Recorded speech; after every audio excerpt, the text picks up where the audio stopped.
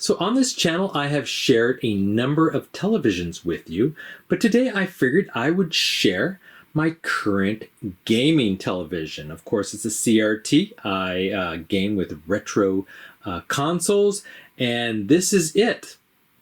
It is a 24-inch Apex CRT television, model number AT2402S. So Apex Digital was an American company, but they typically outsourced their manufacturing of, let's say, TVs or even DVD players at the time to Chinese companies. And so they were kind of an affordable brand, much cheaper than definitely Sony, but also Panasonic and Toshiba. They typically were focused on the consumer that wanted reasonable quality for an affordable price. And so I was fortunate to pick up this one for free. I just basically found it on Facebook Marketplace, and they were just giving it away, and it was about the size I wanted, 24 inches, but it also had a number of inputs. This actually has 3 different inputs, actually a 4th if you include the coaxial cable in back, but also S-video, which I wanted as part of my gaming. And it also, of course, came with the remote, and you can see right here the remote number is K12C-C1. Okay, looking right in front here, you do get the Apex label right here. You get a number of buttons here. You got your video, which is also your inputs. You have a menu button right here, so you can access the menu from right in front of the TV. Your volume down, volume up, channel down, and channel up. And so that is the front. So on the sides, you also, if you can see a little bit of pattern right here, this is where your right speaker is. It's a 5-watt speaker. And you also have one on this side. Again, it's also 5 watts. And of course, your power button here, when this is on and the TV's off, you have a light that shines, and this is for the remote sensor. And so here's the back of the unit. And as you can see, it does have a couple of handles right here. The whole unit's about 70 pounds, give or take, so it is kind of heavy. A little antenna stand right here, some vents. Some more vents here. There's a couple of vents there. There's also some side vents, so the ventilation's okay. And here's a manufacturer date label right here. It looks like it was made in March of 2002. And then here on the lower left, you can see the model number label here. It's the AT2402S. Chassis numbers right there. And just some basic made in China, of course. And here's the magic. This is why I did get it. It has several inputs, 3 different inputs. With input 3, you can do S-video. Very good there. And you can have a coaxial antenna or auxiliary input right there. And then you also have output right here up on top. And the power plug goes into, on this side, it's left looking from the back, but from the front, it's on the right side. And then if you want to open her up, there are 6 screws here. So 1, 2, 3, if you can see in there, and then 3 more on the right. Now to turn it on, you can use the remote, but before you start anything, it does actually have to be turned on from the TV itself. When you first turn it on, red light flashes, it turns off, and then it should just kind of appear. And there you go, channel 3. And if you turn it off again with the remote, then the little red light reappears, showing that it is powered, but it is off, and you could just use the remote to turn it on and off again. Okay, so looking more at the remote itself, you have the power button right here. You have an AF button, I forget what that means. Channel buttons, you can input the channels, channel button up and down, volume up and down, 100+ button there. You have a timer display, the menus right in the middle with arrows for selection, a scan button, a picture button, a recall, closed captions, sound, video, that's the input button, mute, and then stereo. And then on the bottom you do see the Apex remote number. And in back, I do believe it uses 2 AAA batteries for power. And then you could just see the label right there. Okay, so just using the video input button right here, again, I could also hit it on the TV itself. I could just cycle through the inputs. I was on channel 3, but now we're on video 1, video 2, video 3, and this is S video, which is also on the video 3, but if you have S video plugged in, it will look for the S video under this input. Okay, so let's go through the menu right now. So the primary menu shows picture, so you could just hit the right button here for picture, and you got tint, brightness, contrast, color, and sharpness. And so I could hit the menu button again. The audio selections, you could change it bass, treble, balance, and different surround sounds, etc. Back, the tuner, you could select everything for the different channels, add or erase different channels, what kind of inputs, whether it's a cable or an antenna, etc. The timer, you can set different times and the day, different times for the different channels, etc. And then the system, here you could select either English, French, or Spanish, blue or a black screen. Right now I have a blue background screen. If I select off, well, actually let's go to video 1. You can see now it has a black background, but if I, oops, do that again. If I were to go back to the blue background, it'll change to blue. And then the closed caption, and then there's a parental guide that has an actual passcode you could set if you're concerned about your children. And as you can see, I have an awful lot connected in this, and I'm using switcher boxes. So this is what I'm calling my S-Video switcher box. So anything with S-Video will come in here.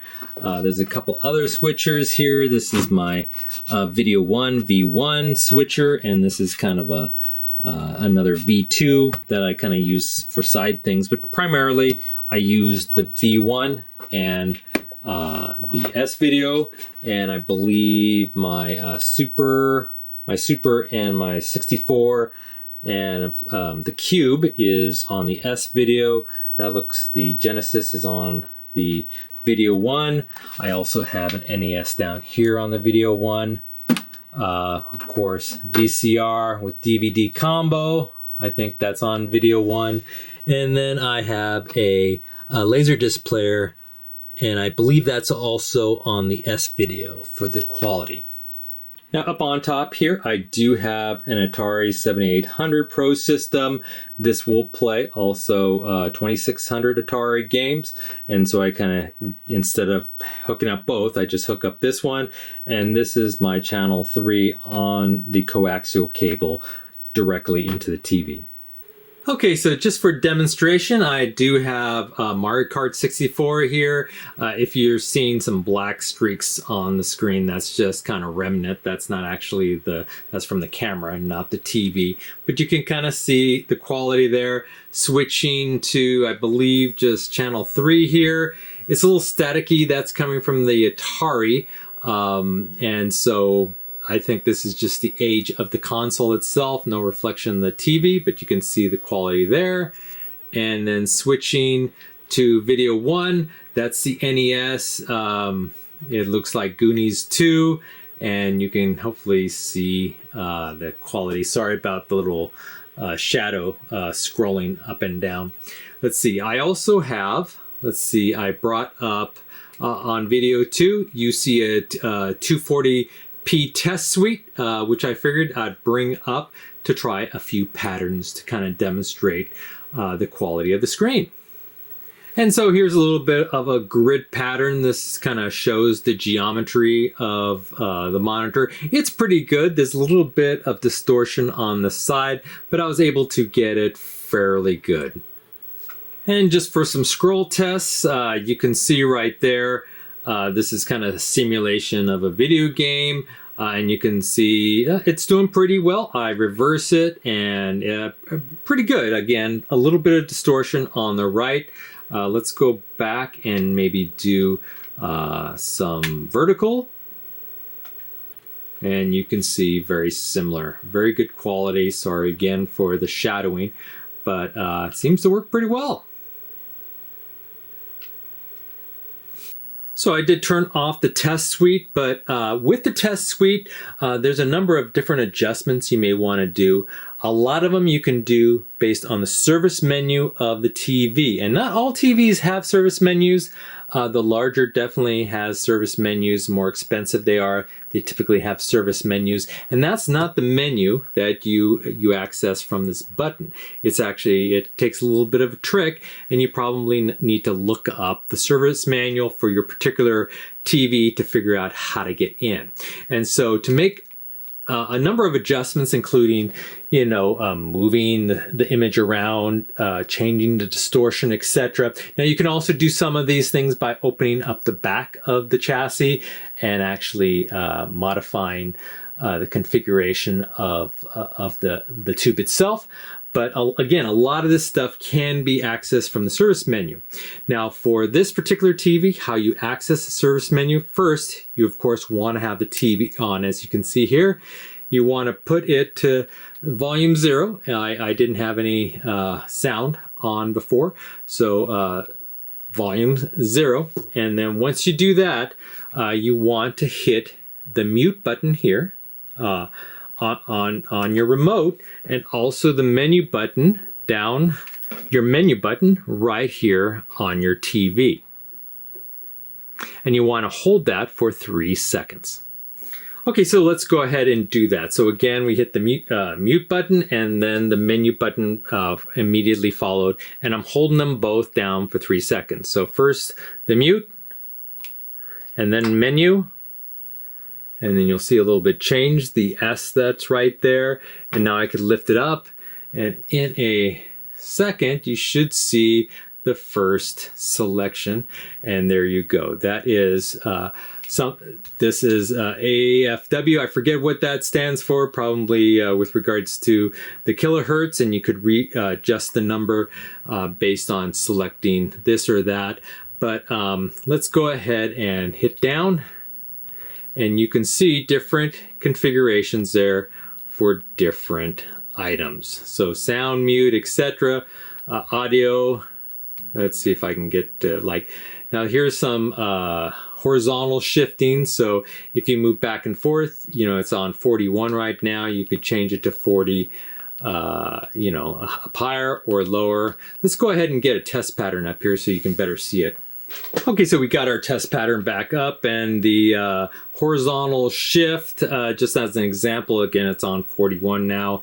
If I were to increase it, you could see it shifting to the right, shifting to the left, etc. So that's one of the modifications you can do. You can do also east, west, wide. It's currently at 53, so if I were to raise it, you can see it's widening up the whole thing and narrowing it up. Parabola, you can make pear shapes or barrel shape type stuff. East-west corners, that will modify the corners a little bit. Trapezoidal shapes, you could also do V-centering, etc. So there's just a whole host, and if you have your actual user manual or your service manual, you can figure out what each one of these settings does and how it will either adjust your image, either in color, brightness, or also your audio. There's like loudness, etc. So there's different components. Now this is all your service menu on the TV. This is not part of the test suite. This right here is just on your TV. So again, you get into that by hitting your mute and your menu button together for about 3 seconds, and it should pop up. And there you go. I'm kind of ending it off with some Bing Crosby and Bob Hope movies. It's one of the road movies on my VCR here.